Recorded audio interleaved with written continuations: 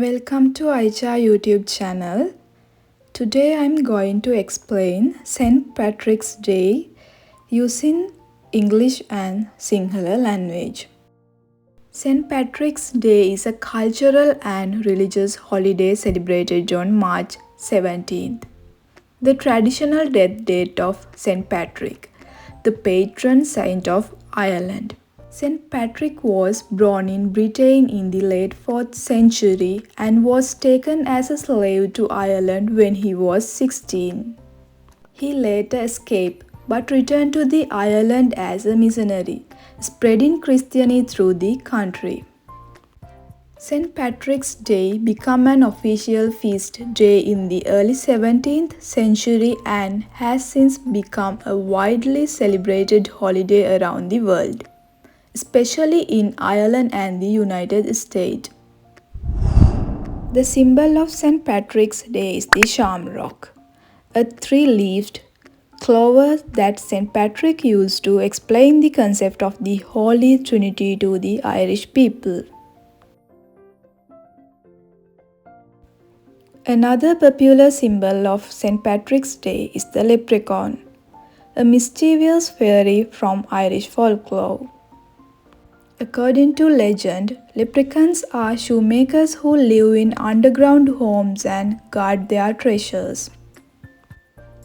They are known for their love of mischief, trickery, and practical jokes.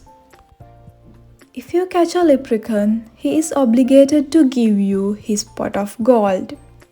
But they are notoriously tricky to catch. While the origins of leprechauns are unclear, they have been a part of Irish folklore for centuries and have become a popular symbol of St. Patrick's Day.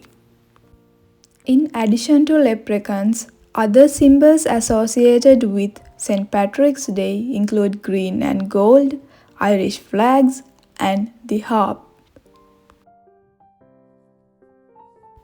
Overall, St. Patrick's Day is a celebration of Irish culture and history, and a time to honor the legacy of St. Patrick's and the many contributions of the Irish people to the world. Did you know previously Ireland has no snakes? Let's talk about the story behind that. According to Irish folklore, St. Patrick's, the patron saint of Ireland, is credited with driving all the snakes out of Ireland. The story goes that St. Patrick arrived in Ireland in the 5th century as a Christian missionary. As he traveled through the country, he encountered many pagan rituals and beliefs, including the worship of snakes. Legend has it that St. Patrick used his staff to drive all the snakes in Ireland into the sea, banishing them forever. While the story of St. Patrick and the snake is a popular legend, it is not historically accurate. In fact, Ireland never had any native snakes. The island's isolation from the rest of Europe during the last ice age meant that snakes could not migrate to the island, and so they never become a part of the country's fauna. Despite the lack of snakes in Ireland, the story of St. Patrick and the snakes has become a powerful symbol of the country's Christian heritage and its victory over pagan belief. Today, St. Patrick's Day is celebrated not only in Ireland but also in many other parts of the world, as a way to honor the country's rich cultural heritage and the legacy of its patron saint.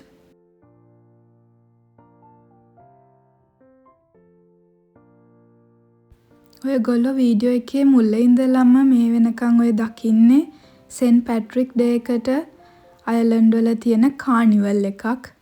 මේ තියෙන්නේ chips and fish තියෙන කඩයක්.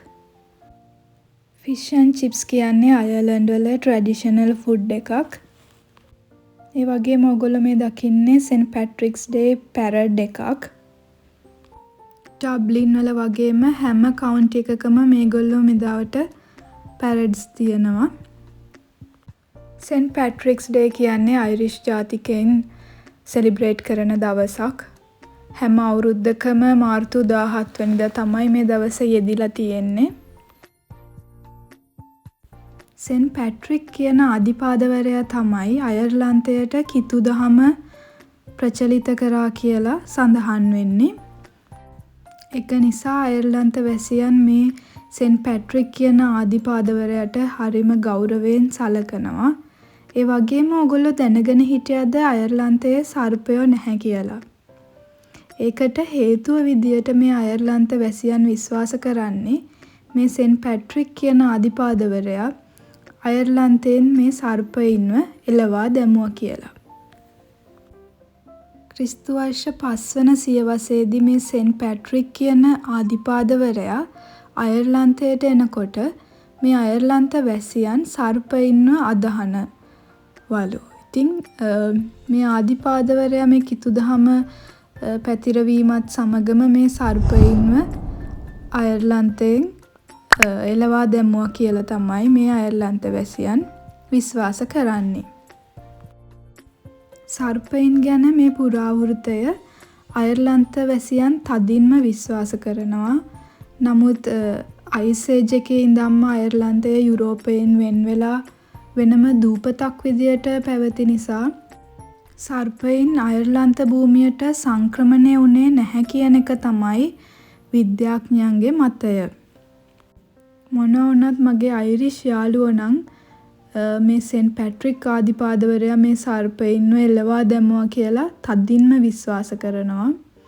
ඉතින් scent Patrick day එකේ ප්‍රධානම symbol එක තමයි ෂැම්රොක් leave එක. මේක මේගොල්ලෝ ජාතික සංකේතයක් විදියටත් භාවිතා කරනවා. මේ ෂැම්රොක් ලීව් එකේ තියෙන පත්‍ර තුනෙන් හෝලි ට්‍රිනිටි කියන ක්‍රිස්තියානි කන්සෙප්ට් එක පැහැදිලි කරන්න සෙන්ට් පැට්‍රික් ආදිපාදවරයා යොදාගත්තා කියලා තමයි සඳහන් වෙන්නේ. ඒ වගේම තවත් මේ දවසේ සංකේතයක් තමයි ලිප්‍රිකන් කියන්නේ. මේ ලිප්‍රිකන් කියන්නේ සපත්තු මහන පුංචි කුරුමිට්ටෝ වගේ જાතියක් කියලා තමයි කියන්නේ. ඒ වගේම මේගොල්ලෝ හැම කෙනෙක් ගාවම රත්තරන් පුරවපු සෙම්බුවක් තියෙනවා. ඔයාට මේ ලිප්‍රිකන් කෙනෙක් අල්ලගන්න පුළුවන් වුණොත් මේ එයාට අයිති රත්තරන් සෙම්බුව ඔයාට අයිති වෙනවා කියලා තමයි සඳහන් වෙන්නේ. මේ ලිප්‍රිකන්ලා ඇත්තටම ජීවත් වෙනවා කියලා සාක්ෂි නැති වුණාට මේ ගොල්ලන්ව දැකපු පිරිස් එක්සත් රාජධානියේ ලිවර්පූල් කියන ප්‍රදේශයෙන් වාර්තා වෙලා තියෙනවා කියලා සඳහන් වෙනවා.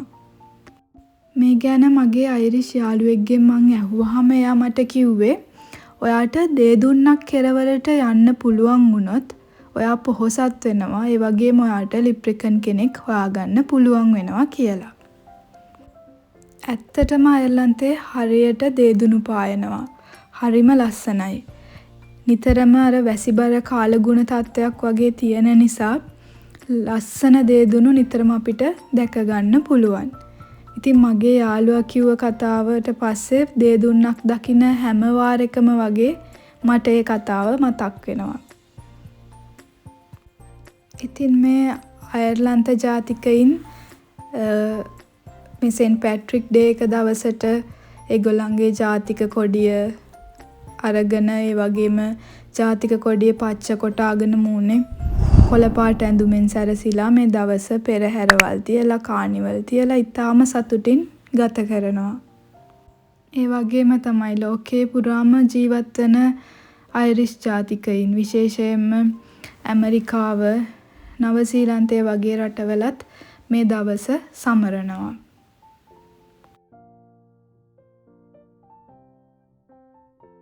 එහෙනම් තවත් මේ වගේ වීඩියෝ එකකින් මුණ ගැහෙමු.